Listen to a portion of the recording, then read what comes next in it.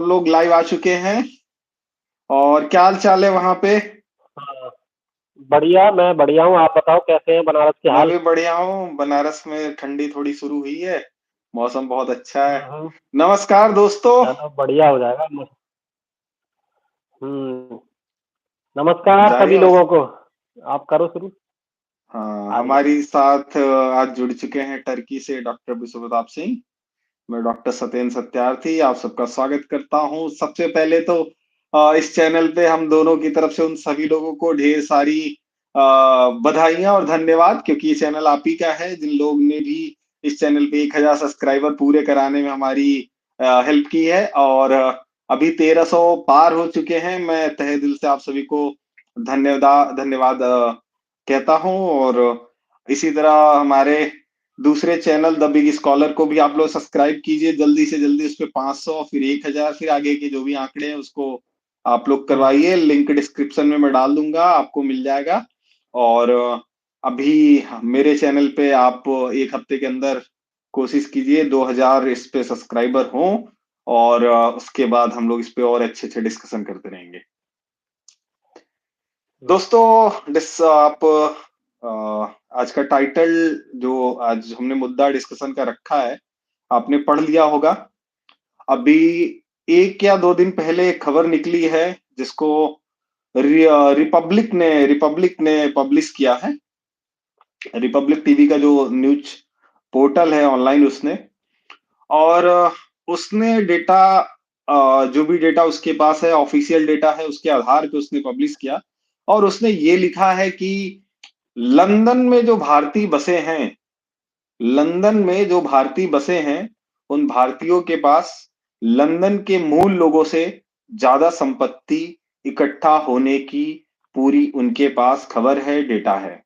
ये अखबार कुछ ये जो न्यूज है कुछ इस तरीके का है कि उनके पास वहाँ के जो प्रॉपर्टीज बेस्ड, और जो भी वहाँ पे प्रॉपर्टीज की सेलिंग करती हैं उसकी जो भी वहाँ कंपनीज हैं, जो उससे रिलेटेड जो डीलर्स हैं, उन उसके तहत इन्होंने डेटा वहाँ पे लिया है। और उसके थ्रू इनको डेटा मिला, और उस डेटा के आधार पे इन्होंने ये पूरी खबर बनाई है। और भी हो सकता है इनके उस इंटरनल सोर्सेस रही हो, और उसमें ये खबर है कि पर्टिकुलर लंदन शहर की बात की गई है। और लंदन अपने आप में एक बहुत बड़ा शहर है। दुनिया का सबसे महंगा शहर में से एक शहर है, और दुनिया का सबसे विकसित शहरों में से एक शहर है। तो उसकी बात की गई है। और वो एक तरीके से उसमें ये बात पूरी तरीके लिखी गई है कि जो भी भारतीय वहां से जाके बसे हैं, जो पिछले कुछ दशकों में बसे हैं, या जो पिछले 1 दशक के अंदर वहां जा रहे हैं, उनके पास लंदन के मूल लोगों से ज्यादा संपत्ति है, ज्यादा पैसा है। आज हम इस पे बात करेंगे। और इस पे एक बहुत बेहतरीन वीडियो आपको द बिग स्कॉलर पे कल पोस्ट की गई है। उसमें उसके आगे हम उसमें और डिटेल्स में बात कर पाएंगे। और उस पे करने के लिए आज हमने ये टॉक रखा है। और हमारा जो गोल है आपके अंदर चेतना जागृत करने की, एक देश का निर्माण, एक राष्ट्र का निर्माण, एक सुदृढ़ देश का निर्माण, एक सुदृढ़ राष्ट्र का निर्माण, जिसका सपना हमारे फोरफादर्स ने, संविधान निर्माताओं ने देखा है। उसमें कैसे हम जागरूक होकर अपना कदम बड़ा डाल सकते हैं, हम कैसे अपना योगदान दे कर सकते हैं, उससे रिगार्डिंग हम बात करते हैं इस चैनल पे। और हमारा ये मुद्दा भी बहुत गंभीर मुद्दा है। और ये जो खबर आ रही है, इस पे हमारा आज का टॉक कुछ इस प्रकार है कि ये उन भारतीयों के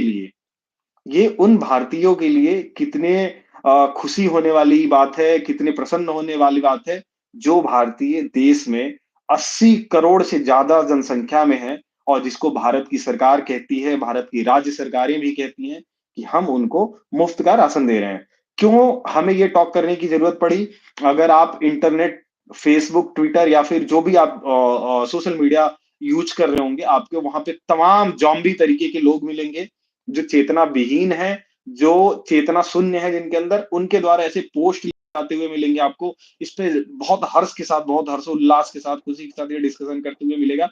वो लोग खुश हो रहे हैं कि वाह वाह, हमने तो लंदन में उनकी कॉलोनियों के पे कब्जा करना शुरू कर दिया, हमने तो वहां अपनी कॉलोनियां बसानी शुरू कर दी है, हम तो उनसे ज्यादा अमीर हो रहे हैं। ये डिस्कशन हमारा आज कुछ इस तरीके का है कि ये जो चीजें चल रही हैं, क्या ये प्रसन्न होने के लिए?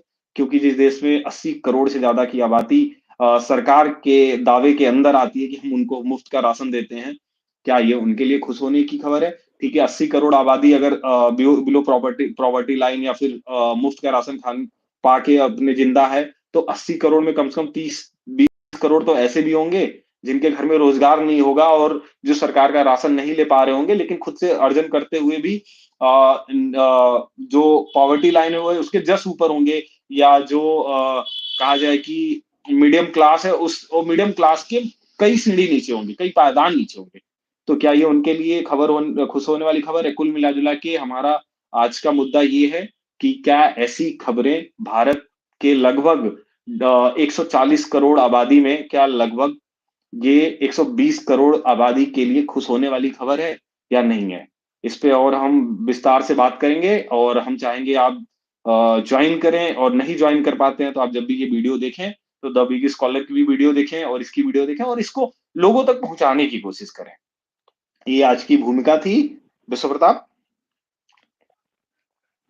हेलो दोस्तों, तो थैंक यू सर इस मुद्दे को उठाने के लिए, और इस पर हम बहुत विस्तार से बात करेंगे। और ऐसा नहीं कि हम बहुत ही महीन डेटा पर ध्यान देंगे, हम एक वैचारिक रूप से बात करेंगे। देखिए, डेटा की तो बात ये है कि कहीं पर भी मिल जाएगा, लेकिन विचार क्या है उसको, मतलब वो लोगों को, जो डेटा है या जो भी मुद्दा है वो लोगों को कैसे अफेक्ट करेगा, या इससे आमजन की क्या राय है, और इस आमजन की राय में हम क्या बता सकते हैं उनको। देखो, एक्चुअल में होता क्या है कि आमजन की राय तो बहुत ज्यादा कुछ लोगों के द्वारा ही बनाई जाती है, जो हो सकता है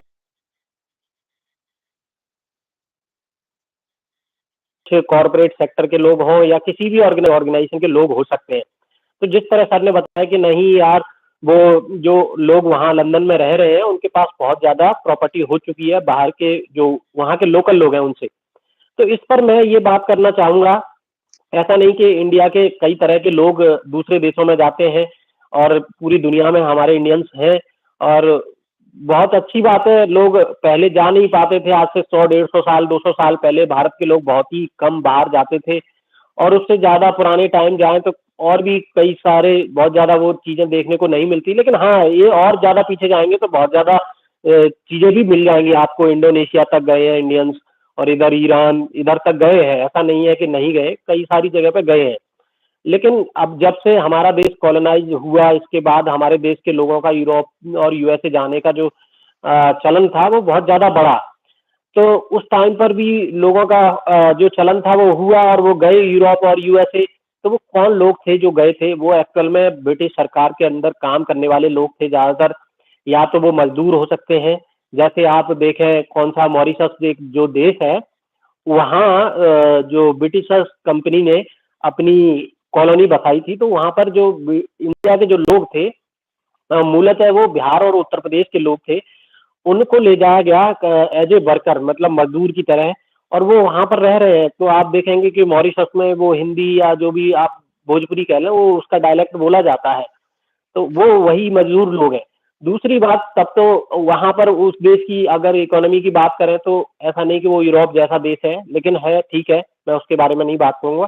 दूसरी बात, और भी आप अफ्रीका, एक दक्षिण अमेरिका में एक देश है, उसका नाम मुझे ध्यान नहीं है, वहां पर भी मिल जाएंगे आपको। तो वो भी ब्रिटिश कॉलोनी के तहत गए थे।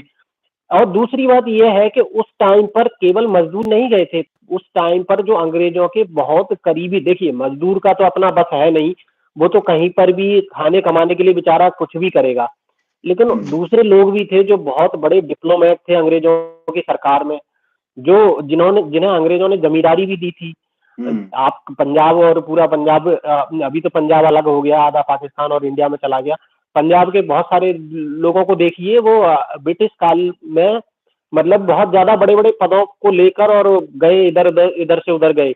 दूसरी हुँ। जगह आप साउथ में कई सारे ऐसे, मैं हर जगह की बात नहीं करूंगा, ऐसे डिप्लोमेट्स थे जो गए बाहर। तो क्या, जब ब्रिटिश इंडिया में वो लोग काम कर रहे थे तो वो बाहर गए, तो आप कैसे कह सकते हैं कि भाई वो देश का भला करने के लिए बाहर गए थे? कहीं ना कहीं उन्होंने हमारे देश को गुलाम बनाने में सहयोग ही किया था। क्योंकि देखो, सही बात है, हम सही तो बात है। ब्रिटिश ब्रिटिश ब्रिटिश लोगों के गुलामी माने जाते थे उस टाइम पे, और सच में थे, क्योंकि वो पैसे का प्रभाव उधर हो रहा था।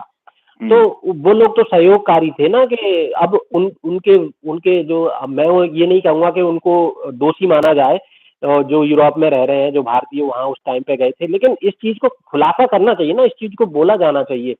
दूसरी बात, इसके बाद जब देश आज़ाद हो गया तो इसके बाद भी पलायन रुका नहीं, क्योंकि लोगों का जाना शुरू हो गया, वहाँ पर बेहतर लाइफ है, बहुत सारी चीज़ें हैं, तो ऐसे-ऐसे लोग हुँ, गए।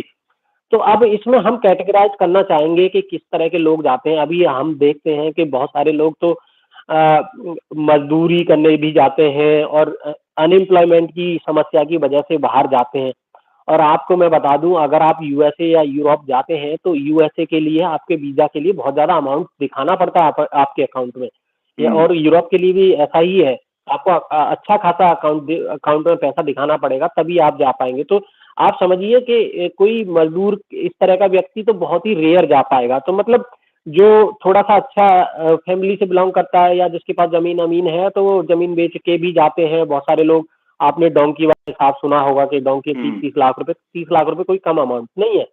हुँ, दूसरा मुद्दा ये है कि एक ये कैटेगरी हो गई जो अनएम्प्लॉयमेंट की वजह से जा हुँ, रहे हैं, और जिसमें कुछ लोग डोंकी मार के 30-30 लाख रुपए दे के, मतलब इवन आइलेट का आप देखिए एग्जाम भी कैसे सेट करवा लेते हैं। एक मूवी आई हुँ, थी उस पे डोंकी, उसको देखिए।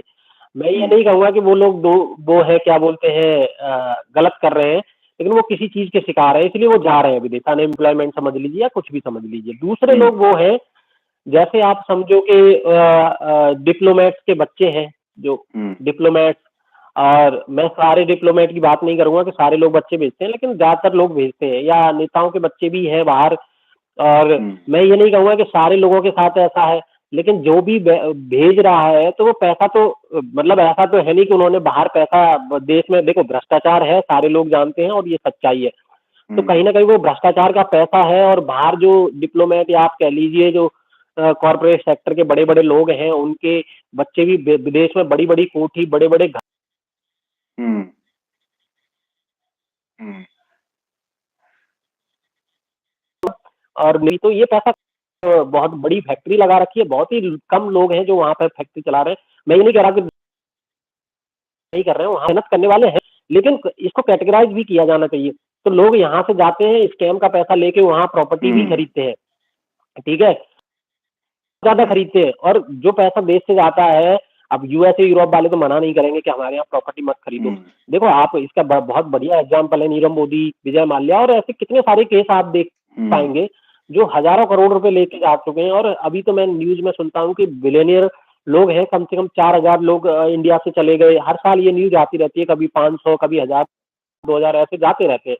तो अब उनका अमीर हो जाना ये कौन-सी बड़ी बात है? इतना बड़ा देश है हमारा, हुँ, इतनी जनसंख्या, इतना वर्कफ़ोर्स है, इसे इसे लूट के कितना पैसा कमा सकते हो आप?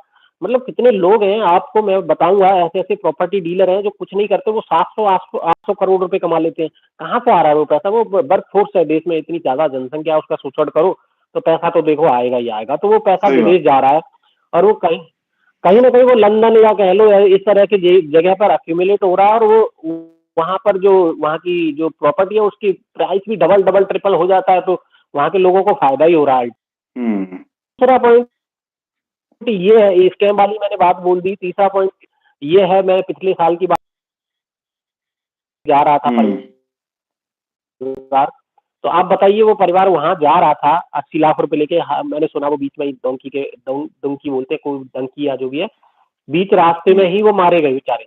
पैसा लेकर जा रहे थे, ऐसे कितने सारे केस हैं। ऐसे बहुत सारे आप केस देख पाएँगे जो इस तरह का पैसा लेकर गए हैं। हुँ, तो यही चीज़ है। और केवल केवल ये वाले मुद्दे देखिए आप, एक और इश्यू इसमें है, जैसे आप मान के चलिए वहाँ ये लोग जा रहे हैं, बहुत सारे डिप्लोमेट्स के जो बच्चे वहाँ रह रहे हैं, कई बार तो ऐसा होता है कि वो वहीं पर बहुत बड़े-बड़े सेल कम मतलब उन कंपनी चलाना शुरू कर देते हैं। हुँ, और इसको वैसे तो गवर्नमेंट के या लीगल या कुछ ऐसे नोटिफ़िकेशन या किसी लैंग्वेज में बात करें तो कुछ लोग सेल कंपनीज़ की भी बात करते हैं। तो इस तरह की सेल कंपनीज़ भी चलाते हैं वो लोग, और जहाँ पर हुँ, हज़ारों करोड़ रुपए चल के आवाज़ जाते हैं इस तरीके से।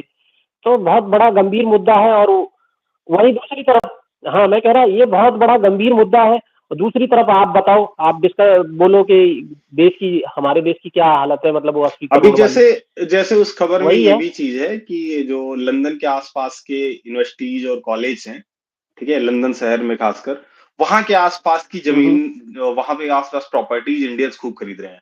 तो मेरा एक सवाल है कि आपका बच्चा इंडिया में तमाम तरीके के एंट्रेंस एग्ज़ाम होते हैं, उसको तो निकाल नहीं पा रहा है, ठीक है? और अचानक से उसके अंदर इतना टैलेंट आ हुँ, जाता सही है कि लंदन में सीधे जाके उसको एडमिशन लेता है और केवल एडमिशन नहीं लेता है, भारतीयों के पास इतना भी पैसा आ जा रहा है कि वो एडमिशन लेने के साथ देखो कॉलेज और यूनिवर्सिटीज़ के पास जब ज़मीन खरीदा जा रहा है, तो उसमें एक कंसर्न ये ज़रूर हो सकता है कि जो भारतीय अपने बच्चों को वहाँ एडमिशन दिलाते हैं, सबको पता है कि तमाम जैसे भारत की लप्पू यूनिवर्सिटीज़, रामखिलावन यूनिवर्सिटी जैसी यूनिवर्सिटीज़ तमाम इंडिया में जैसे हैं, वैसे यूरोप और अमेरिका में भी हैं और जिनका कोई स्टैंडर्ड नहीं होता है। लेकिन इंडियंस ये सोचते हैं कि हम एक डिग्री ऐसी दिखाएँगे भारत में लाके कि हम बाहर से पढ़ के आए हैं।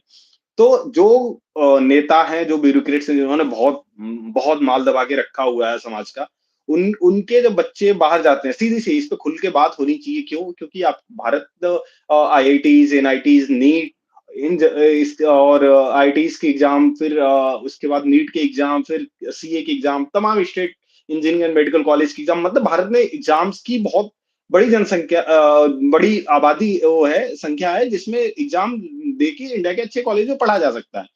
लेकिन ऐसा क्या टैलेंट है कि तुरंत लंदन के किसी कॉलेज में आपको एडमिशन मिल जा रहा है और आप उसमें एक कंसर्न मैं ये बोल रहा था कि ऐसा होने के बहुत चांसेस हैं कि जब भारतीय जिनके बच्चे वहाँ पे पैसा दे के वहाँ के कॉलेज में जब एडमिशन लेते हैं, तो उनके माँ-बाप इतने सक्षम हैं, उन्होंने इतना पैसा भारत में गलत माध्यम से हो सकता है बनाया हो कि वहाँ पे वो अपने बच्चे को हॉस्टल में रखने की बजाय वो घरों में रखना चाह रहे हों। और यही एक कंसर्न हो सकता है कि यूनिवर्सिटी और कॉलेज के पास उनको प्रॉपर्टीज लेने की जरूरत पड़ रही है क्योंकि अगर ऐसा नहीं है तो आखिर उन जगहों पे ही टारगेट करके क्यों लिया जा रहा है।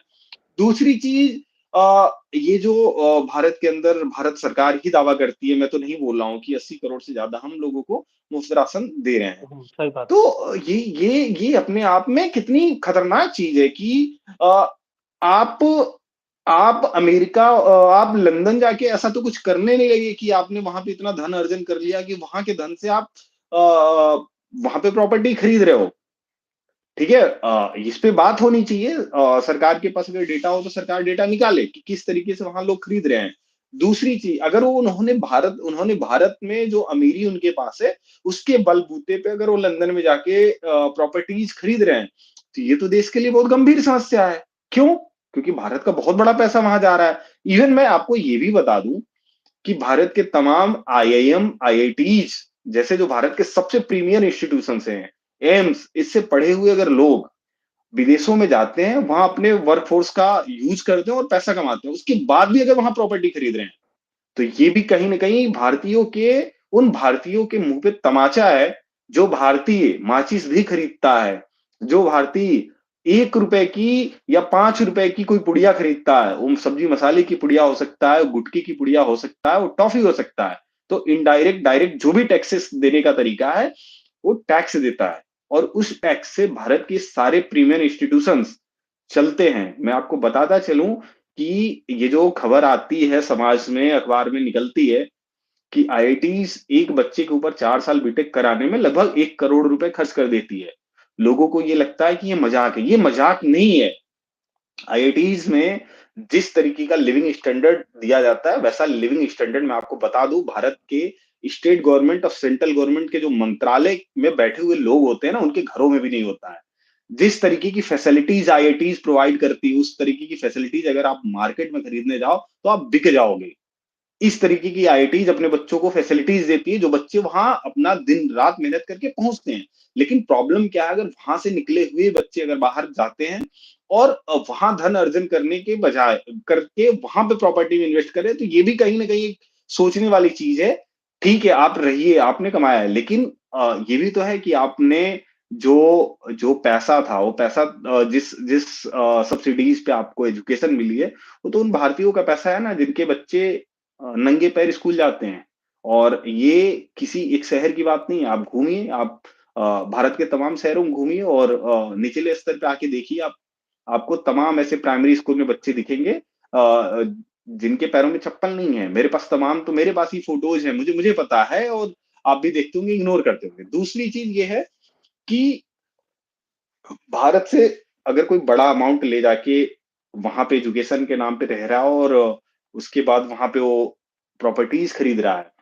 तो ये भी एक बहुत बड़ी चीज़ है कि अगर भारत से आप इतना मोटा अमाउंट ले जाते हो और ले जाके किसी भी माध्यम से आप वहाँ ले जाके प्रॉपर्टी में इन्वेस्ट करते हो, तो पैसा भारत में कभी नहीं आने वाला है। वो तो कभी नहीं आएगा। एक बार जो आप से यहाँ से करेंसीज़ गई या फिर करेंसीज़ हम नहीं बोलेंगे, हम ये बोल सकते हैं एक धन धन गया यहाँ से, तो फिर वो तो कभी नहीं लौट के आना है भारत में। तो उससे तो भारतीयों का तो केवल ही केवल नुकसान है। तो मुझे ये नहीं समझ में आ रहा है, ये जो सोशल मीडिया पे जो ज़ॉम्बी बैठे हुए हैं, ये आखिर ये किस मानसिकता के हैं कि यूरोप में अगर कोई भारतीय प्रॉपर्टी खरीद रहा है तो इसमें खुश होने वाली कौन-सी चीज़ है? आप पूरा मतलब आप पूरे सोशल मीडिया पे तबाही मचा के रखे हो कि हम तो यूरोपियन सब अमीर होने लगे हैं। अरे यार! आप अपने बगलगीर को देखो ना, आप अपने समाज में देखो ना कि क्या हालत है। तो जब आपके देश से पैसा बाहर जाएगा, तो पैसा जब बाहर नहीं आएगा तो आपकी तो आने वाले समय में कंडीशंस और खराब है। आप सोचिए ललित मोदी, नीरव मोदी, विजय माल्या और ये एक जो रेप का जो आरोपी है, जो एक कोई बाबा तो नहीं बोला जाना चाहिए, बाबा बड़ा सटीक वर्ड रहा है, जो रेप का एक आरोपी है, पाखंडी ये कर्मकांडी जो है, ये जो कैलाश का भगा है शहर बसा जिसने कोई एक लिया। अपना देश बना लिया है, ये ये हाँ, इतना बड़ा-बड़ा अमाउंट जब लेके भारत से भगे, इन्होंने कितना बड़ा नुकसान किया है। आपको लग रहा होगा कि अब कोई भी व्यक्ति जो इस वीडियो को देखेगा उसको लगेगा कि अरे यार नीरव मोदी के पैसा लेके भागने से हमारे जीवन में क्या इफ़ेक्ट पड़ता है? पड़ता है, आपको पता नहीं है। जब आपके समाज का कोई बच्चा बेरोज़गार घूमता है, जब आपके समाज का बच्चा 100 लोगों की सैनिक की भर्ती आती है, वहाँ सीधे 1.5 लाख लोग पहुँच जाते हैं और वहाँ दौड़ते समय पैर टूटता है, हार्ट अटैक आता है ना, तो आपको फ़र्क पड़ना चाहिए। क्यों? क्योंकि जिस मनी का जिस पैसे का इस्तेमाल भारत के अंदर जॉब क्रिएशंस के लिए इंस्टीट्यूशन डेवलपमेंट के लिए, इंफ्रास्ट्रक्चर खड़ा करने के लिए किया जाना था, वो पैसा तो लेके लोग भाग गए। तो उससे तो आपका समाज ही पूरी तरह इन्फ्लुएंस है, तो आप भी तो इन्फ्लुएंस हो। तो ये एक बहुत बड़ी विडंबना है कि ये जो भारतीय हैं और भारतीयों में जो एक ऐसा वर्ग है जो सोशल मीडिया पे ज़ॉम्बी बना हुआ है कि लंदन में हम तो अमीर हो रहे हैं। तो मेरा तो यही कहना है कि ये एक बहुत सेंसिटिव तरीके से सोचने की ज़रूरत है। हाँ। इसमें एक और बात ये है कि ये केवल ऐसा नहीं है कि मतलब भारत के लोग जानबूझ के तो कर ही रहे हैं, उनको तो भाई पैसा लेके बाहर जाना ही है, लेकिन बाहर के जो देश हैं, उनकी खुद की पॉलिसी होती है कि आप 10 करोड़, 50 करोड़ रुपए यहाँ इन्वेस्ट करो, आप रेसिडेंस परमिट ले लो। कई सारे देश सही ऐसा बात है। करते हैं। तो हुँ, तो वो इसलिए करते हैं, देखिए एक्चुअल में होता क्या है, आप वहाँ पर जनमानस जो है, जैसे मान के चलिए आप किसी देश में रहने जाते हैं, वहाँ तो जनसंख्या या जनमानस उनका है। और दूसरी हुँ, बात जो जनसंख्या की या आप कह लो वहाँ के जो लोगों की वो तो ताकत होती है, देश के लोग ही डिसाइड करते हैं भाई कौन क्या कैसे कर रहा है। सही तो बात है। जो लोग वहाँ यहाँ से जाकर 10,000 करोड़ रुपए, ऐसा नहीं कि ले नहीं जा रहे, ले जा रहे हैं। आपको मैं सही बताऊं तो हो सकता है कि हमें नीरव मोदी का तो पता चल गया, लेकिन 100 करोड़, 300 करोड़, 200 करोड़ रीजनल बैंक से पैसा उठा के कितने लोग चले गए होंगे, कितने नहीं पता लोग होगा। चले होंगे जिनका कोई ब्यौरा भी नहीं है। हाँ, कोई हुँ, ब्यौरा नहीं है। 3 करोड़ रुपए लेके कोई चला जाए, आपको कोई अखबार में थोड़ी ना निकालेगा, कहाँ निकलने 1 वाली है करोड़, खबरें। 3 करोड़ चला छोड़ दो, जाएगा। 1 करोड़ की बात करो, केवल 1 करोड़। हाँ, हाँ, वो भी नहीं किसी को पता। और ऐसा नहीं, कुछ लोग कहेंगे कि अरे 1 करोड़ क्या? एक भाई 1 करोड़ मैं सही बताऊँ ना, बहुत बड़ा अमाउंट है। आप देखिए 1 करोड़ इतना बड़ा अमाउंट है कि कुछ लोग अपनी पूरी ज़िंदगी में 1 करोड़ क्या 20 लाख रुपए नहीं कमा पाते हैं। उनका हुँ, खर्चा पानी, और आज के टाइम पर 1 करोड़ इकट्ठा करना, मैं सही बता रहा हूँ, अब बिना कि अगर कोई आदमी 2 लाख रुपए की जॉब भी कर रहा है ना, तो अगर थोड़ा-सा लिविंग स्टैंडर्ड थोड़ा-सा सही करने के लिए कोशिश कर ले ना, और थोड़ी-सी मौज-मस्ती वाला जीवन जीने की कोशिश करे ना, तो उस 1 करोड़ वो नहीं इकट्ठे कर पाएगा। और बताइए लोग 1 करोड़, 2-2 करोड़ विदेश भेज दे रहे हैं, अपने बच्चों को वहाँ भेज दे रहे हैं, तो एक बहुत गंभीर मुद्दा है। बाकी आपने जो बाबा का बोला, तो इस बात का सीधा-सा एग्ज़ाम्पल है कि भाई जब बाबा पैसे लेके भाग भाग सकता है, इतना सारा उसके साथ सिस्टम, इतनी सारी चीज़ें, तो 2-3 करोड़ रुपए लेके किसी का जाना कितनी कोई बड़ी बड़ी बात चीज़ है। होगी? मुझे नहीं लगता कोई बड़ी बात होगी, लेकिन इस पर शायद गवर्नमेंट इस पर ध्यान भी दे रही होगी, तो ये लोगों के पास नहीं होगा डेटा, या नहीं किसी ने न्यूज़ बनाई होगी। दूसरी बात, ये पैसा गया क्या? तो वापस थोड़ी नहीं आएगा। ये क्या नहीं ये, आएगा, या फिर जो यूरोप या यूएसए में जो लोग अमीर हो जा रहे हैं इंडियंस, उससे हमारे देश का क्या भला होना है? क्या वो कोई आकर भला नहीं। यहाँ दोबारा से इन्वेस्ट बहुत बहुत मोटा पैसा इन्वेस्ट करने वाले हैं क्या?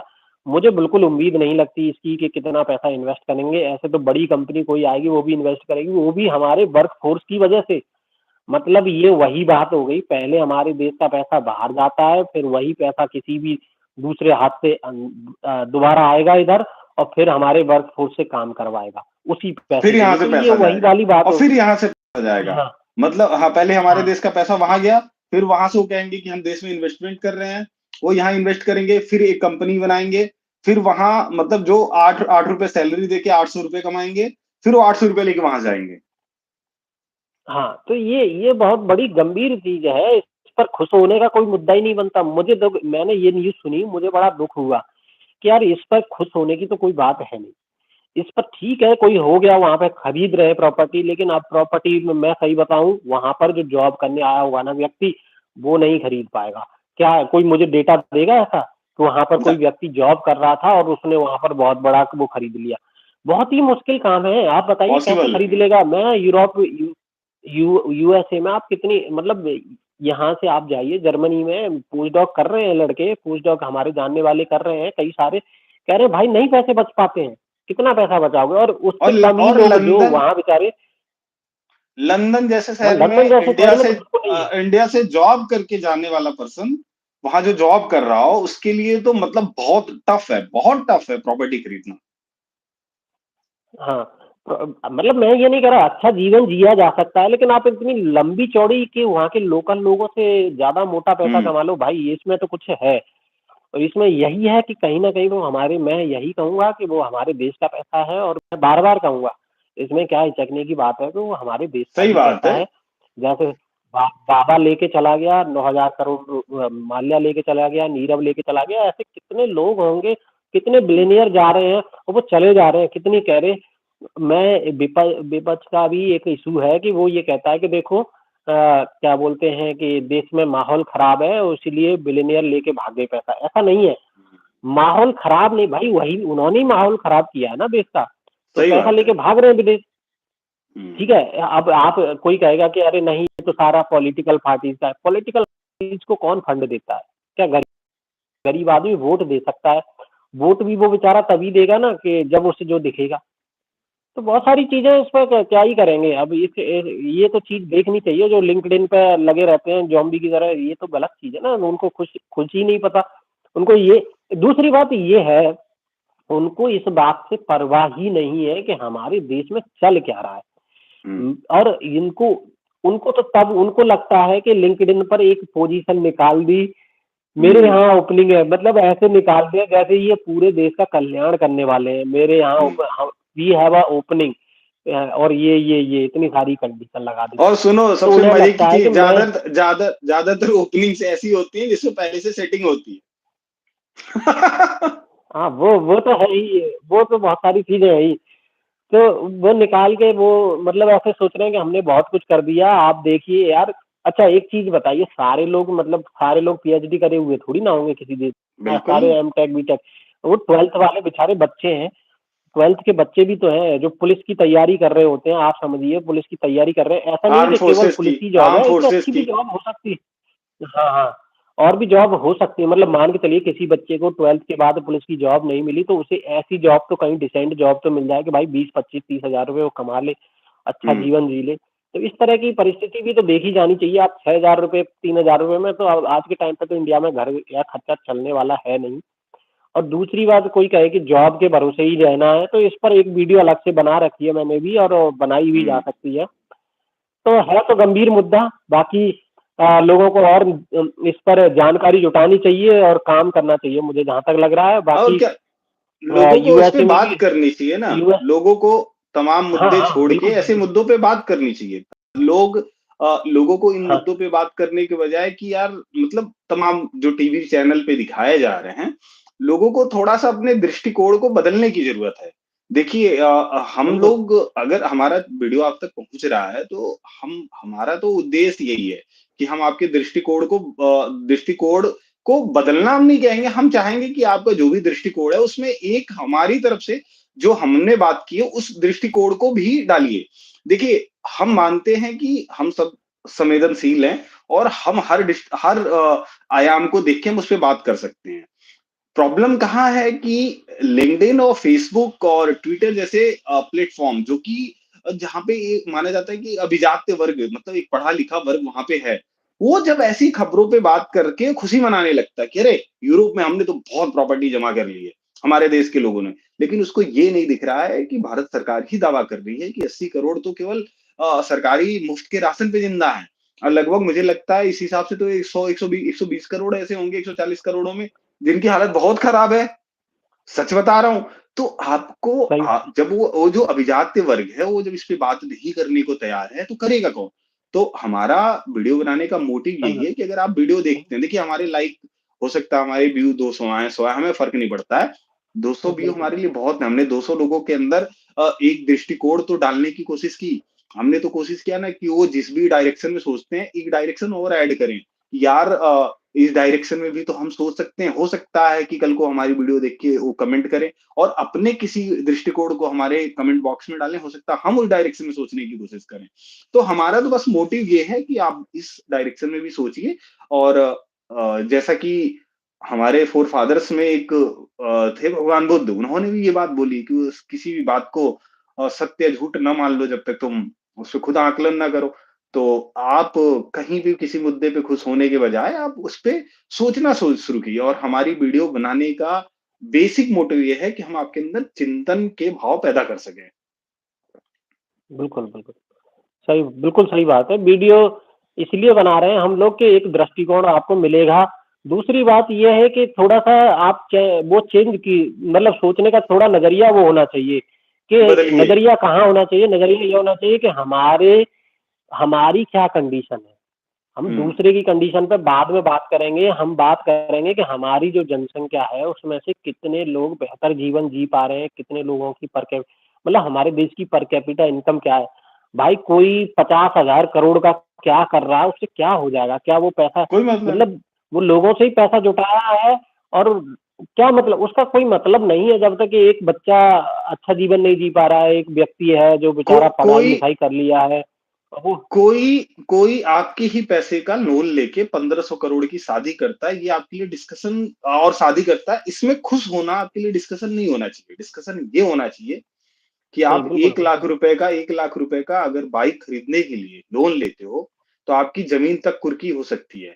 लेकिन आप ही के लोन से 1500 करोड़ तक की शादी की जा रही है। डिस्कशन ये होना चाहिए और यही चिंतन हम आपके अंदर डालना चाह रहे हैं। अगर आप इसको ये बिल्कुल, ऐसा नहीं है कि इससे आपका कल्याण नहीं है। जब आप इस पे सोचना शुरू करेंगे तब आपको समझ में आएगा कि आपकी जनरेशंस के लिए और आपकी जो आपका वातावरण है, उसमें किस तरीके से चीज़ें बदल सकती हैं या कितनी चीज़ें हैं जिसको बदलने की बहुत ही ज़रूरत है।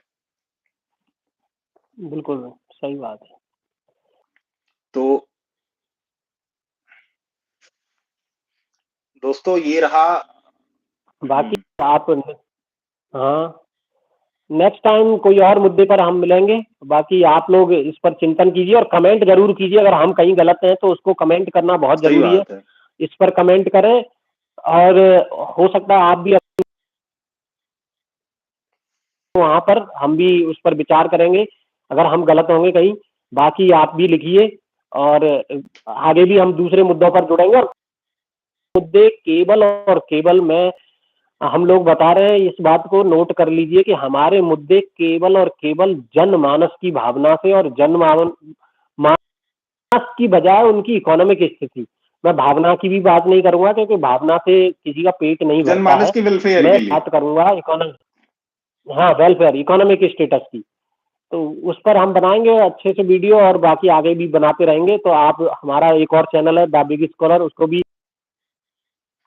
और ग्लोकल ब्लॉग को भी और इस जॉइन पर कीजिए। भी बातें ज़्यादा से होगी और इस ज़्यादा पर लोगों भी को बातें होंगी। शेयर कीजिए। आपका कमेंट करना हाँ, बहुत बिल्कुल। ज़रूरी है। आप कमेंट करेंगे बिल्कुल। तो हमें भी प्रोत्साहन मिलेगा।